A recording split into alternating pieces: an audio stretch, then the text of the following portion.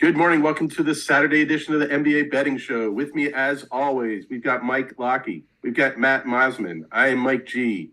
Our agenda for today, we are going to go straight to one game that has immediate value that we have a recommendation on. Then we have a little three-man therapy session as we go through the carnage from yesterday. Then we'll jump back to today with some if-thens. One thing, just as a warning, we are keeping an eye on potential Trae Young news. So if anything comes in, we'll be telling you what to do with that. Matt, let's jump straight to that Toronto-Boston game. What does it look like? What's the recommendation? Yeah, so to the Trae Young thing, I'm queuing up bets. I know we had a bad day yesterday, so some people might be inclined to not, whatever, treat today differently. I'm currently typing in bets into my phone that I might make. There's nothing yet that I think is super actionable from any game except for the one you just mentioned. So, yeah, Jason Tatum was ruled out yesterday, and unfortunately, there was very little available because Toronto opened at plus 5.5. So that would have been really cool. I wasn't able to get that. I wonder, honestly, if anyone was able to get it. I think only DraftKings had a line at that point. So right now, Toronto is a small underdog. We're projecting minus 1.2. And this is like, it's a fringe bet. I mean, 2.2 points of value, but across a zero. Like, this is I guess, a legitimate half unit bet that we have here. Or maybe even And would you slightly bet the less. plus? Would you bet the plus one, or would you bet the money line if it's plus 100 or better? Plus 100 or better, yeah. And if you only have plus one or minus 105, I might even wait a little bit because I think like this line has come down. It may go back up a bit. DraftKings does though have, where is that money line? I think DraftKings may have it a little bit higher. At I can't even find where I have DraftKings on my screen. I think I have it somewhere, but yeah, it's plus one at. You can see it on unabated there. Uh, the minus one is minus 115, so that's a slightly higher line. Got it. Okay. Yep. All right. So we've got plenty of. So other than anything else on that game, other than just keep an eye out, see if the line's moving, or if you can get a better price than was just mentioned. Yeah. Um, and we There's have no nobody injuries else on that's either even. side for this game. It's just we're projecting it a little bit different than the market, and it's kind of just trying to optimize and get the best number. Got it. Yep. Okay. All right. So while we wait to see if there's any news from Kevin C or anybody else in Atlanta about Trae Young, I guess we should talk about Black Friday. So what, in general, what this is another one of these days where we had great closing line value and not great results. Anomalies? Anything to worry about? What do you think? Um, I am not worried or concerned about the process in Yeah, the slightest. What I am feeling today is annoyed. That's it. fair. I just would like to win.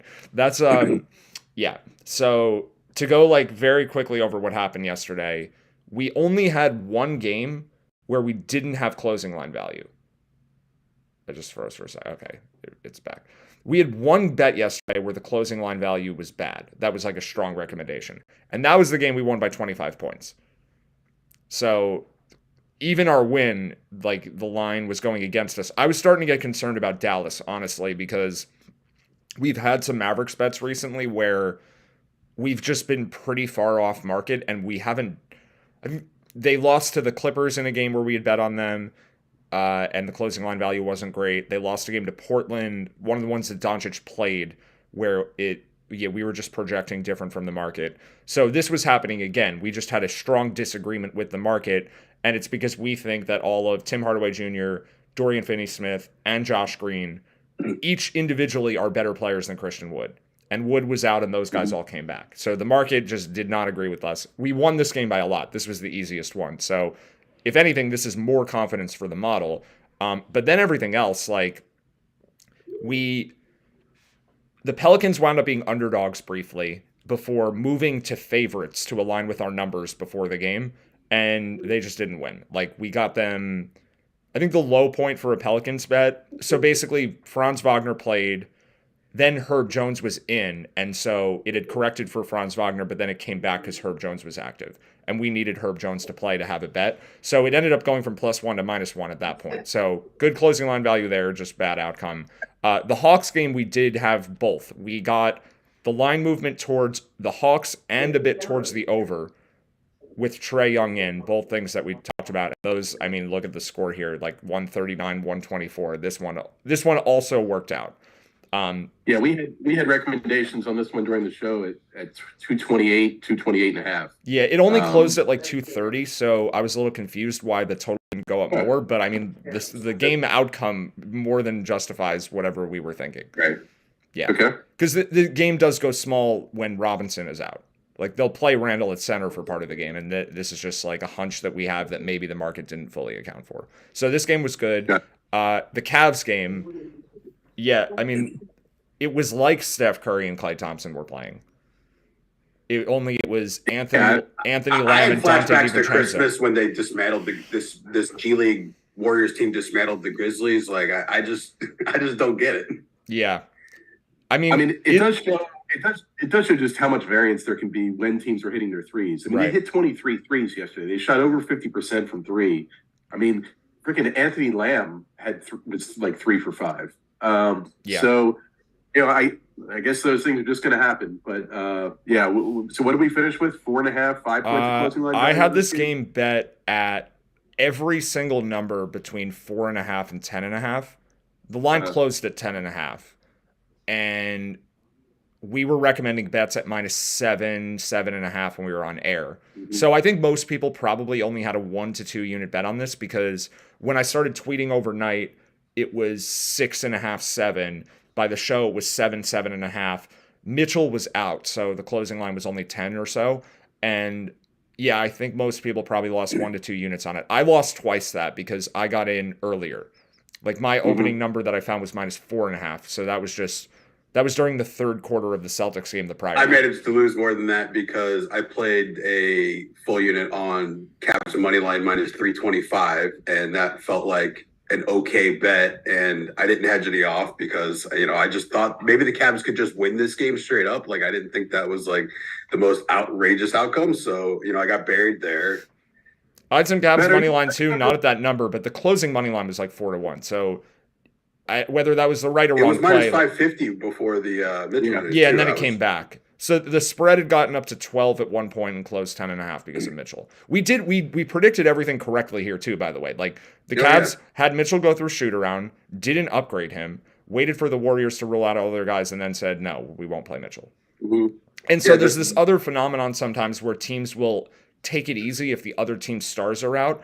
I think that goes entirely out the window when your own star is also out. Mm-hmm. Sure. Yeah, like the Cavs didn't have to face Steph Curry, but they also knew they didn't have Donovan Mitchell. Like they still had to put in, and this didn't feel like poor effort. It didn't feel like this is the one game I watched more of than any other game last night. The Warriors just made every shot. Like they just made every jump shot they had win in. Mm-hmm. And the players who made them were bad. So, yeah. Hopefully this stops happening. But that was that game. We talked about Dallas. The Clippers were a small bet. The end of this game was just a nightmare, so I honestly don't even want to talk about this one again. It was only a half unit bet anyway. So let's just talk about Denver, where we got...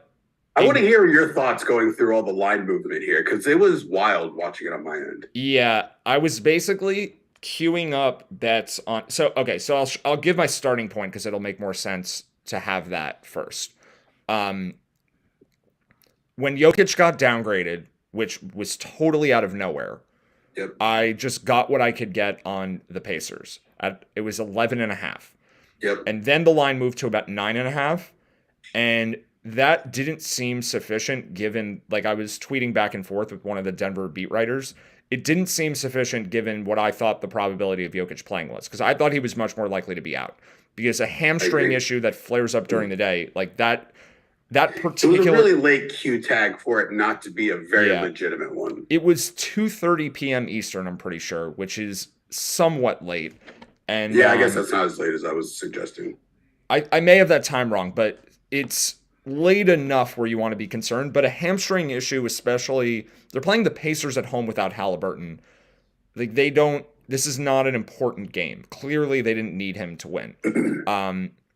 And a hamstring injury in particular, there's like that maybe hamstring and groin are the two where, like, if you play through that, the risk of re-aggravation is high. You play through like a shoulder injury, it's not the same. You're not getting hit in the shoulder every play, but you're running on the hamstring injury. Right. Like that, I think teams are more careful with those. We've seen several players now miss weeks at a time with hamstring injuries. Bradley Beal has missed like half the season this year, in and out of the lineup. Yeah, soft tissue injuries are a little bit different than bruises. And I think specifically the hamstring compared to like a quad injury too. So, Right. does a quad injury count as soft tissue? Maybe not. I'm just going to pretend I know what I'm talking about. Yeah, that's whatever. But anyway, my hunch was that he was probably not going to play. So I bet the 11.5, and then I bet it at 9.5 and 9, like where it only had partially corrected. And then the line got down to like 8, 7.5. And then Denver's backup coach, because Michael Malone is in health and safety protocols, did a pregame press conference, and I was trying to like gather stuff from it. He basically said Jokic will want to play. That was his words. And they didn't rule him out, though. They ruled out Vlatko Čančar. Thanks for that insight, assistant coach. Right. I thought that meant nothing. I really did. But then, so what I guess at that point, what was going on, and this is, if you are very attentive, here's what I recommend doing. I had 1 or 2 sports books open with all of my Indiana bets queued up. And then I had another 1 or 2 sports books open with Denver bets queued up.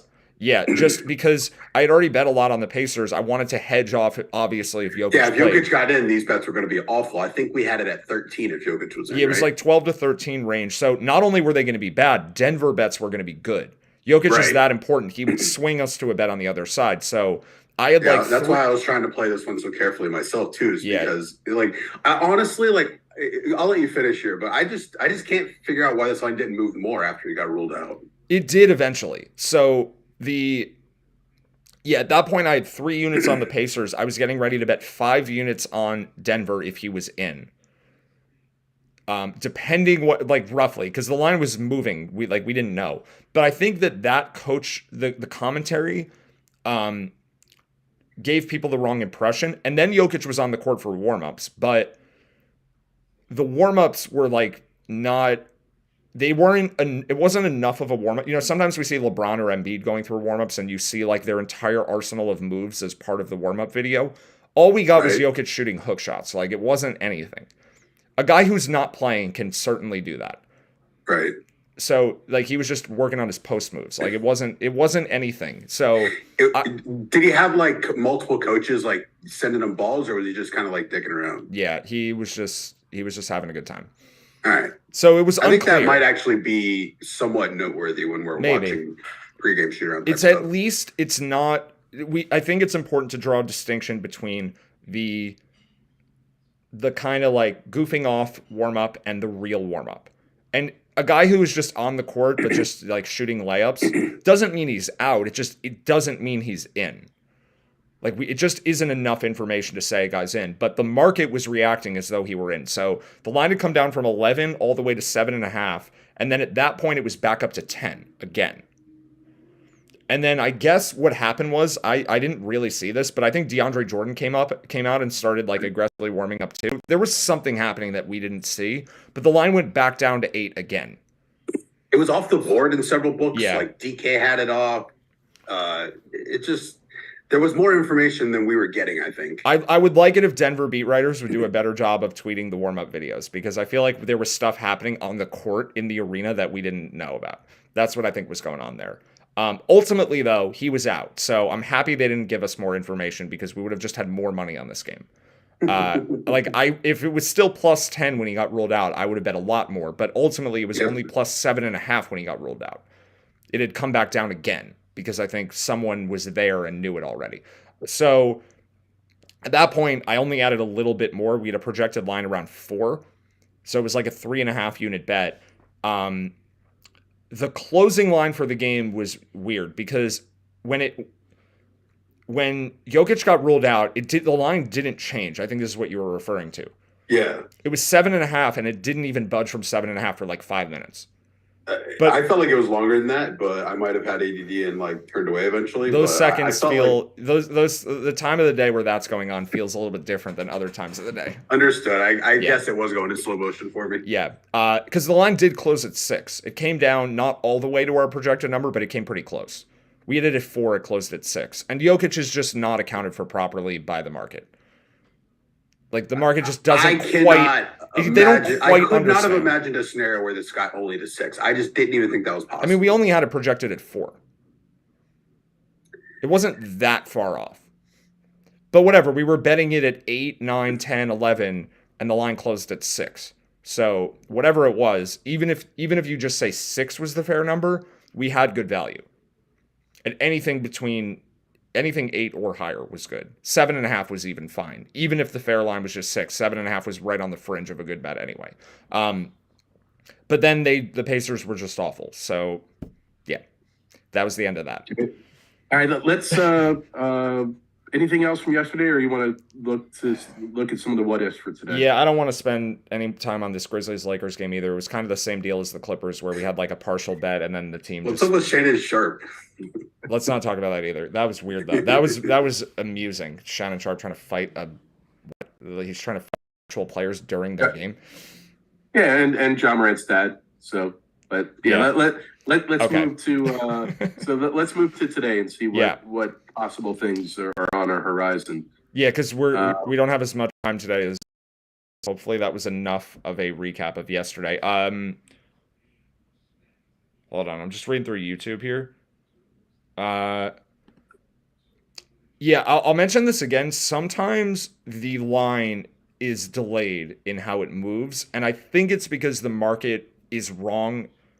It's weird to call it the market sometimes because the market is a combination of bettors and the odds makers. Like it's a mix of what the odds makers think and what bettors think.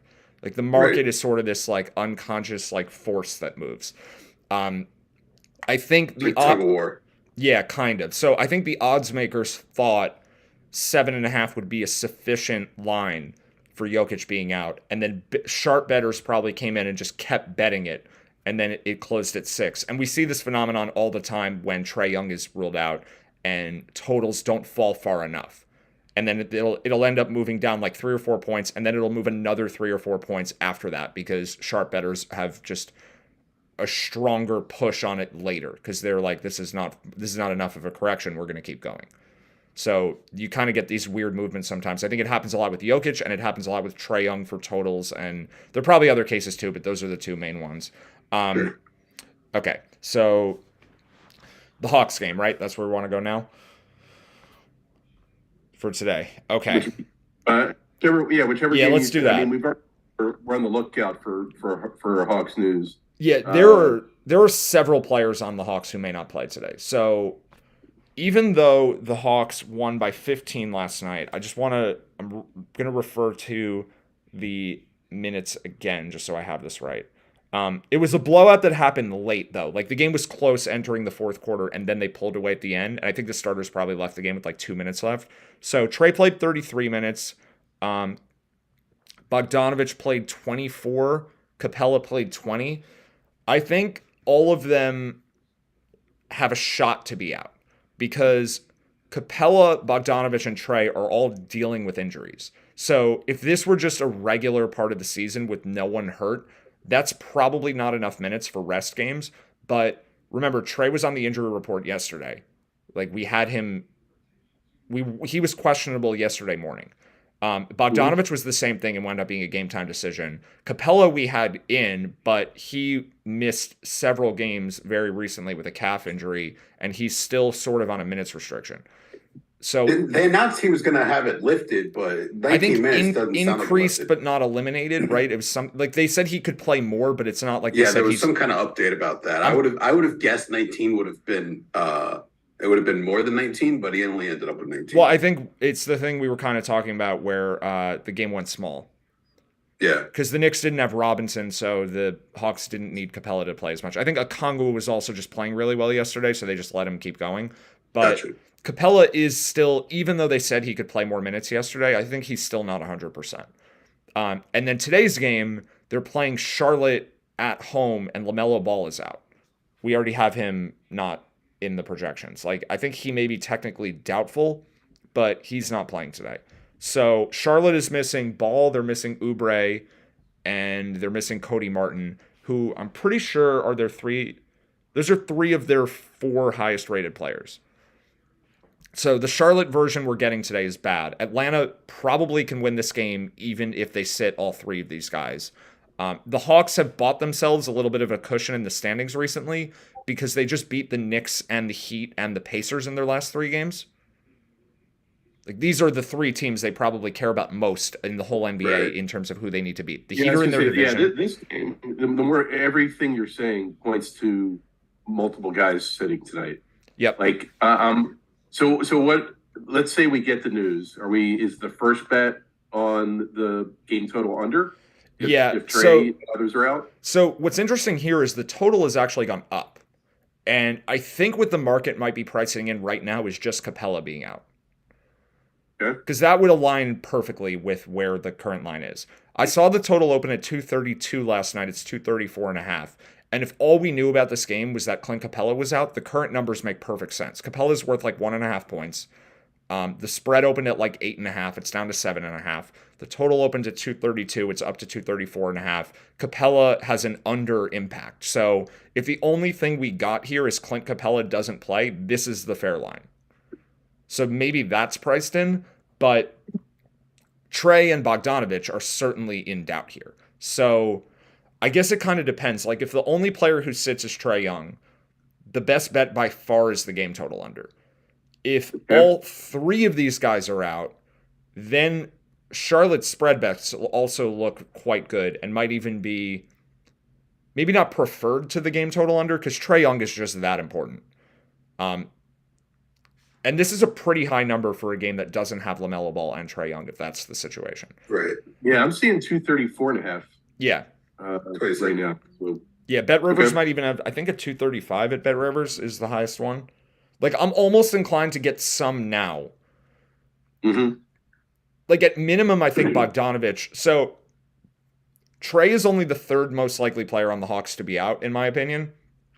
Capella and Bogdanovich are more likely to be out. Okay. But there's definitely a shot for Trey too.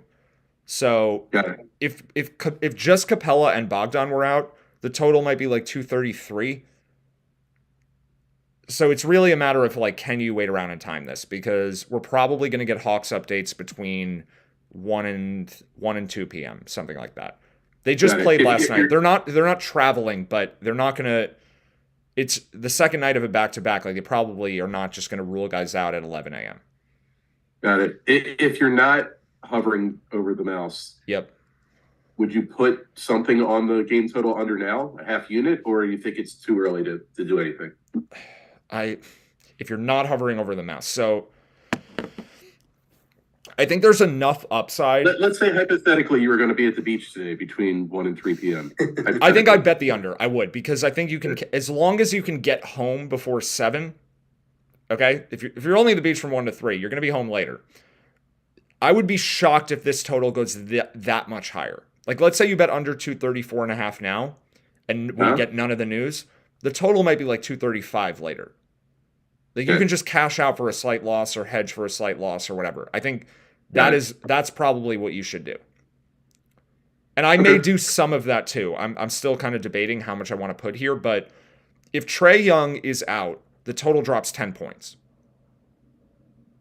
Yeah, that's why I think there's so much potential upside. Yeah. If the downside is a small loss or no loss, if you're able to cash out, small loss if you have to hedge, it seems like something that's worth getting at least a partial unit in. Yeah, I don't feel the same about betting Charlotte, though, because there is a lot of upside, but there's downside, too. Because if you bet Charlotte and no one for Atlanta is out, it's actually a really bad bet. But that's not true of the total. The total. I'm thinking just about the game total. Yeah, the total is fair. Something potentially to bet right now. The total is fair at worst, but could be amazing.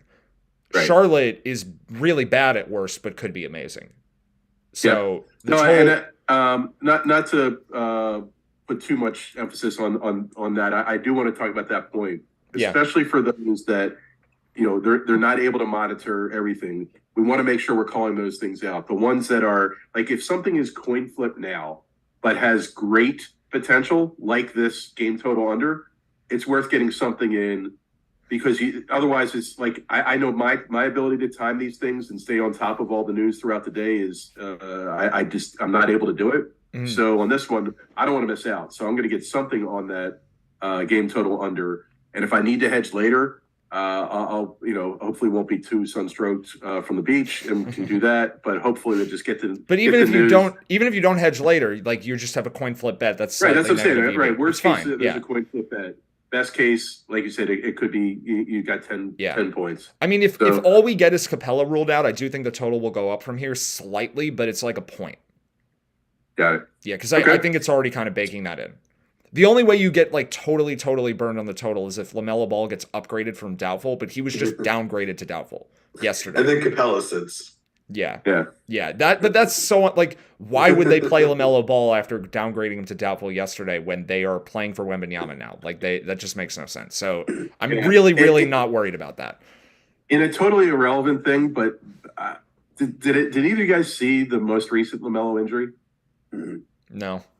It was so strange. It was a weird thing where his feet got tangled up with PJ Washington, so his ankle tweaked.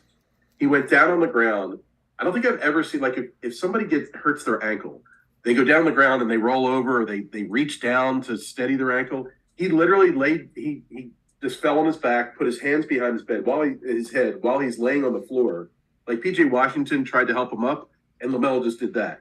But he never like reached for his ankle. It was so strange. So I don't know if he was just frustrated that it happened again after he had that other weirdo thing where he stepped on the fan. Yeah. But it was really strange. I mean, then he did hobble, and then he got help to go to the locker room. I'm not saying there's anything nefarious going on. I don't think I've ever seen somebody That's really tweak weird. an ankle and then just lay on the floor with his hands behind his head until there was a timeout. Do you think he was asked to fake an injury?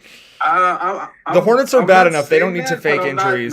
They don't need to do that. Right. You're honestly, not saying it was so weird. That was the first thing that went in my head. Is like, Wembanyama hit a couple threes last night. Is that a real injury? That's funny. Charlotte said, "Hey, why don't you just?" I mean, LaMelo Ball probably wants to play with them, right?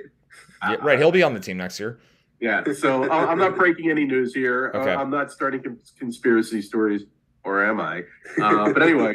Let's move on. Okay, one other weird injury thing, and then I'm going to kind of I know we're cutting it short today, so I'll summarize the rest of what we're looking at. I would say, guys, I do have a hard stop. If you guys want to keep going, you can just cut my picture out and keep rolling. So I'll leave that to you guys. That's up to Matt. All right, we'll do another 10 minutes after this. So before you leave, I'll just remember this is just like funny anecdote, and then we'll come back to the games. Do you remember the Anthony Davis slipping trying to help LeBron up thing? Yes. I think we need a video compilation of this happening now, because LeBron may just sweat more than any human on earth. Because we had, if you remember it, Davis got hurt literally walking over and trying to help LeBron off the floor and slipping in LeBron's sweat.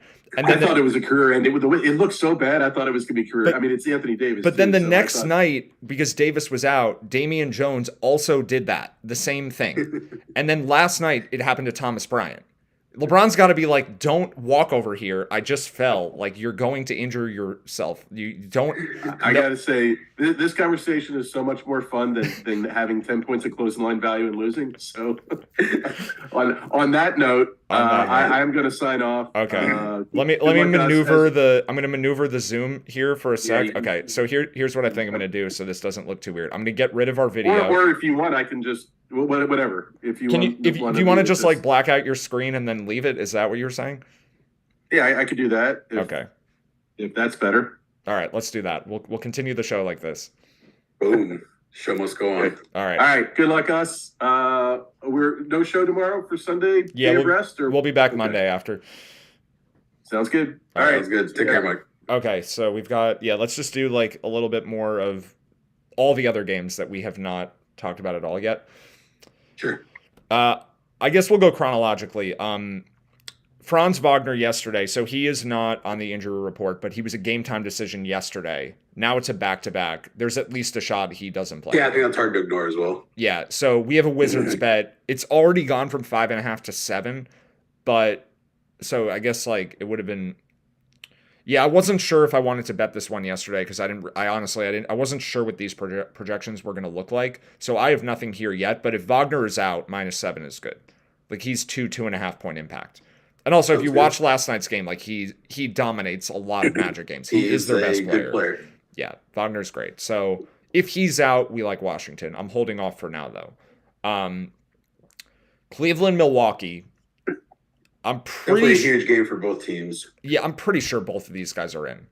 I think that they are going to play under every circumstance that they can. Obviously, if they can't, they can't. But yeah, I would assume those guys are more likely in than out. Yeah, because Giannis has gone through practice now, so he missed a couple games in a row. But the most recent of those was like 3 days ago now.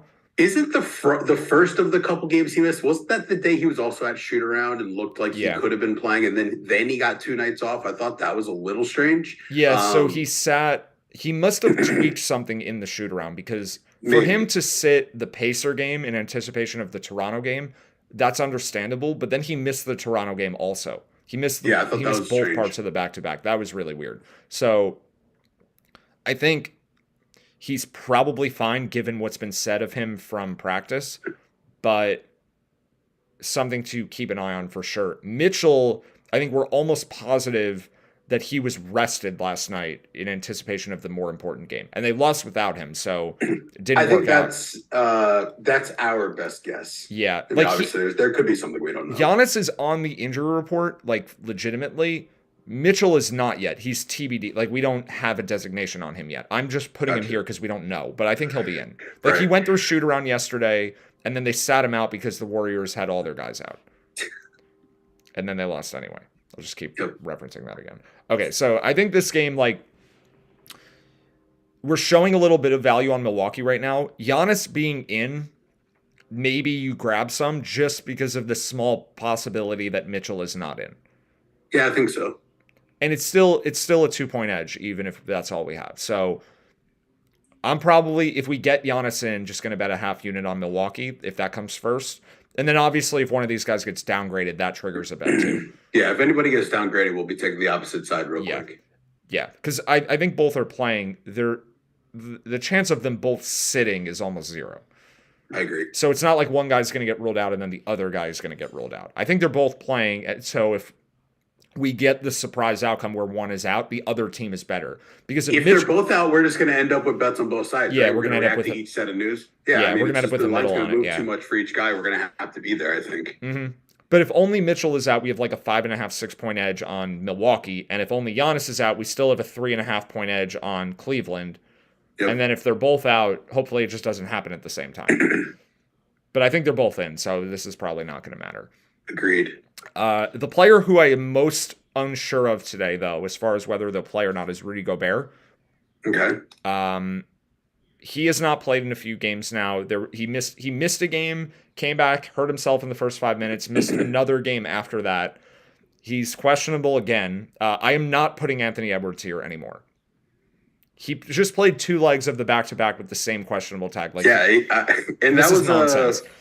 5 games and 7 nights he also played, all with a Q tag. He played through all of them. So he is dealing with the nagging injury. But if he's not sitting in any of those games, and there's no reason to think unless it gets worse, he's going to sit any future games. Yeah, no way. So I just have Gobert. Taurean Prince and Austin Rivers are both on the injury report too, but they don't matter. So gotcha. Just Gobert is listed. And yeah, so Gobert... It's simple. If we like them if he's in, although the lines have moved a bit. We're at 8.5 now, not 7.5. Okay. Initially, I was thinking that against Houston, they might just keep playing it safe. But I know this team's in desperation mode, so I think they may take a free win if they can get one. Yeah, this is not a free win if he's out, although, I mean, we think it is, but they probably won't think it is. Right. The other frustrating thing about Denver, by the way, just a quick return to yesterday, is not only did we lose Pacers at like +9, we had bet Denver at around that same number in the 2 prior games where they were home Orlando and home Minnesota minus Gobert. So they played 2 below average opponents because Minnesota's a good team, but not without Towns and Gobert. They're a bad team in that context. Sure. We had Denver laying 9 points in both of those games. They covered neither of them. They won by 3 versus Orlando at home, 4 versus Minnesota at home. with Jokic in. Yeah, and then we bet the other side of a better team. I mean, the Pacers, I guess, without Halliburton are in the same category. So we're on the other side with Jokic out, and then we lose. That's the one Denver wins by a lot. So, yeah, Denver has been very annoying to us. It's now 4 games in a row because before that was when Jokic sat and they still beat the Clippers. So they basically, in their last 4 games, are 2-2 against the spread. They're 0-2 when Jokic plays and 2-0 when Jokic is out. So we're 0-4. Okay. And that's game, folks. Yep. But we're going to keep, I mean, should Jokic not be MVP because of the last 4 games? No, I'm just kidding. Yeah, obviously. Yeah. I don't want to, I wouldn't that's vote like for the him right only now. MVP that's going to ruin me, by the way. Like, I have some exposure, I think, to most of the guys that we had talked about throughout the year. And, like, we even tried to talk about him a couple times and then talked ourselves out of it. And yeah, I do really well if it's Luka or Tatum, but I basically break even if it's Jokic because it's better if it's Luka, but yeah, I don't know. Jokic is like even money now. All right, so we got 2 games we haven't discussed yet. There is one more player that I have no idea if he's playing or not. That's James Harden. Yeah, that's what I thought you were going to say the first time. Right. He got downgraded yesterday, and that has happened a couple times where he's played anyway. Right. So Philly is not on a back-to-back. Their next game after this is, I had it. I don't know where it went.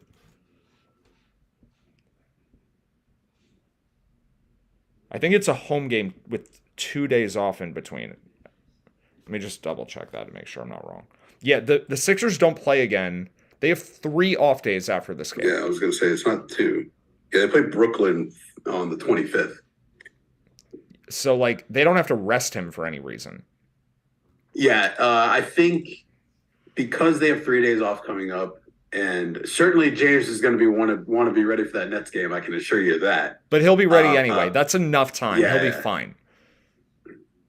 So I just think that, if they were playing the Nets on Monday, maybe that's a little different. They're not playing till Wednesday. It's a pretty weird quirk in the schedule. So the Kings are on a back-to-back. Harden is questionable. We have a pretty big edge if Harden is in. We have nothing if he's out. But I think this is one where I may want to watch how the line is moving.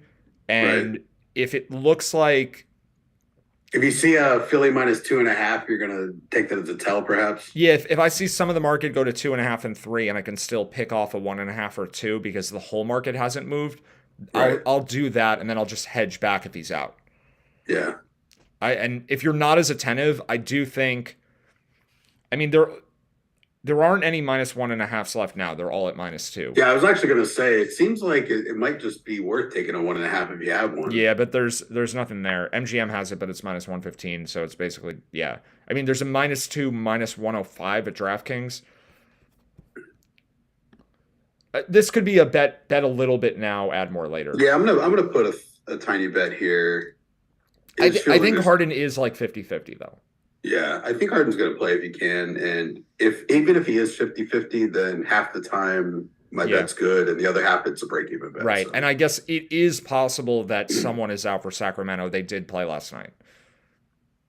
Okay, that's a good point. So Sacramento's also on a back-to-back. Yeah, it's a home game followed by a home game. Like, they're not resting anyone, but we could find out about an issue today. Like, Sabonis could wake up today and be like, the thumb injury, it's flaring up. I need a day off.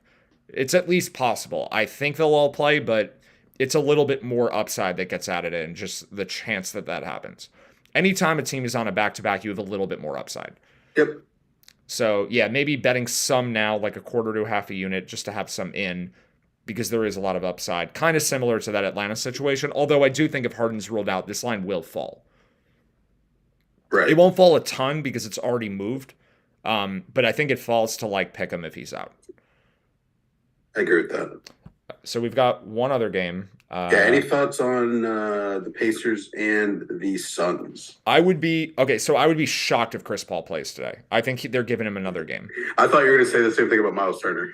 I kind of feel that way about Miles Turner too. He actually had a brief locker room visit during the third quarter last night. I wasn't aware of that. I think that if it was a legit locker room visit, then I think it increases his chance of sitting for sure. Well, it does, but he came back in and then he didn't play in the fourth quarter because it was a blowout. So he only played 23 minutes, not because of the injury.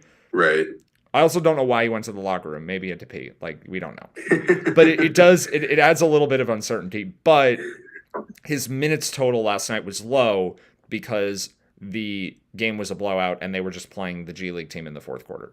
So I have a funny, somewhat off-topic comment here, but I think it was the Kevin Chouinard. There was a tweet that he had where Trey went to the locker room and somebody had responded that it was the 10th time this season Trey had dropped a deuce during the second quarter. Yeah. And he came right back out afterwards. And Kevin like retweeted this comment in a way that made me feel like it had some validity to it or it had some merit to it.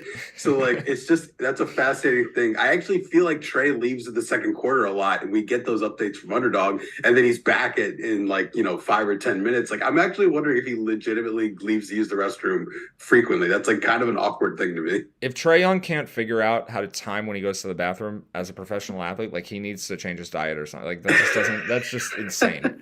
If that's true, it's probably why Nate McMillan doesn't like him. that would be unbelievable. I don't know. I've been very. It's a guilty pleasure. This Atlanta stuff. I can't explain it, but I just enjoy it. I feel like we were also in a little bit more of like an absurdist mindset as a group today because of how I'm here for pain. yeah. Because it's been like the last week and a half has had so many annoying things. Okay, so we to that point, we don't know if Turner's going to play. He's not listed, but I think a rest game is on the table. Chris Paul, though, I think is out, like almost certain. Okay. So we're showing Phoenix value, but that's going to go away with Chris Paul. Yeah, the market is pricing. Turner's also out. It's not much left, right? So I think the market is not thinking about the Pacers right now. The market is pricing Paul out, which is why we were showing this edge. Like we're showing a 3.5 point edge, and if Paul is ruled out, the market is just correct. Like, because our fair line will be about 5.5. And based on what the Suns said and what Monty Williams said yesterday from practice, he needs another day. And the Suns also are playing again tomorrow, and they're playing Memphis. And I think that's the game he returns for. I think Paul plays tomorrow night against the Grizzlies. So, yeah, I think this is another game where he's out. The Suns are also missing Cameron Johnson tonight. They're resting him because he just came back from a knee surgery, and they're playing tomorrow, so they can just play him against the better team. The Suns may lose this game, even with it being the Pacers on the second leg of a back-to-back. But certainly the Memphis game is a harder game. So I think Paul returns tomorrow, is not playing tonight. So we're probably going to have nothing. But if Paul gets ruled out and then Turner gets ruled out later, that opens up some value. So like Paul gets ruled out now, maybe the line moves a little bit. It goes to like 4.5 or 4. And then if we get a Pacers rest announcement after that, we could still have a Phoenix bet. Sounds good. So I'm doing nothing yet. Yeah, that seems like a little thin for it to fall in that exact order too. Yeah, like even if Turner got ruled out now, I mean, maybe I'm just waiting for news because the line is going to go lower once Paul is ruled out, and I think that's a foregone conclusion. Like I think he's out. They probably should have just listed him doubtful. Like the language used by Monty Williams is the kind of stuff you say about a doubtful player. But they have him questionable for some reason. So maybe he wakes up this morning and is like, I need to play tonight. I don't know why that would be the case. They're playing tomorrow against arguably the best team in the NBA, in the Memphis Grizzlies. So they're probably saving him for that. Don't tell Shannon Sharp that. Yeah, right. I think that's everything we have. I'm just scanning for back-to-backs for tomorrow, which I think it's just Phoenix that plays today into tomorrow. And Toronto, but Toronto has 2 home games. The Raptors are not in a position to rest anybody, so I'm not looking ahead to like they need wins. And I think that's all the teams. I think that is as well. Okay. So all right. So yeah, yesterday was probably worse for me than it was for anyone else because of how early I bet Cleveland, but pretty bad for everybody. I do got to be clear. I can get frustrated. I can tilt a little bit at times, but I know your month has been a lot worse than mine. So I will try to not be obnoxious with a much smaller L here, but no one can upset me on this. I'm a robot. I don't even I don't have human emotions. It's fine. You can say what you want.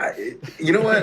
I don't in the other things that I feel more confident in. Obviously, I trust our process and I trust your process quite a bit, but I'm still learning it to some degree. So right. I personally always leave in the back of my mind that I'm doing it worse than you. I'm screwing something up, and I just prefer to think of it that way because it helps me try to stay better, stay sharp, try to find new edges that I'm missing, and all that jazz. But obviously, if we keep getting closing line value, theoretically, we should make some money at some point. Right. I want to be clear on that too. Like a lot of people are very critical of talking about closing line value too much.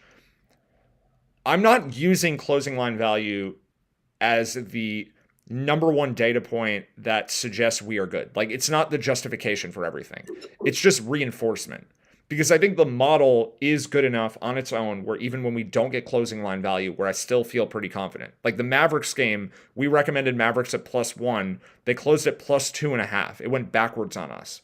And I think the model is good enough that even when that happens, maybe there's a little room, like I have a little bit of pause, but I still trust the numbers enough where those bets should still win too. I think the market was just out of its mind on that game, honestly. Like to have Miami as a road favorite against the best version of the Mavericks, because they're actually better without Christian Wood if Josh Green is healthy. Like he's a better player. So yeah, like that version of the Mavericks, even though we got negative CLV on that game, I still like the bet. I'd rather get positive CLV because it is an indicator.